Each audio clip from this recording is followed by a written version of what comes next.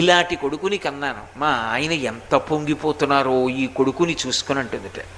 అందుకని ఆయన హేరంబేచ, విఘ్నేశ్వరుడికి హేరంబుడు అని ఒక పేరు. ఆయన్ని మనం ఆ 16 నామాలతో పిలుస్తూ ఉంటాం. ఒక్కొక్కరి తత్వం ఒక్కొక్క సంఖ్య చేత ప్రకాశిస్తుంది. విఘ్నేశ్వర తత్వం 16 అంకె చేత ప్రకాశిస్తుంది.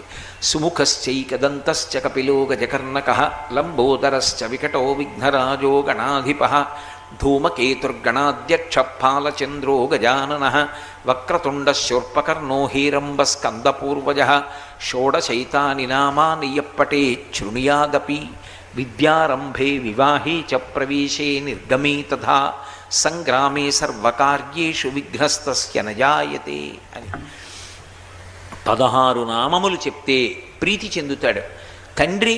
అందులో సగం చెప్తే చాలు, 8 చెప్తే పరమశివుడు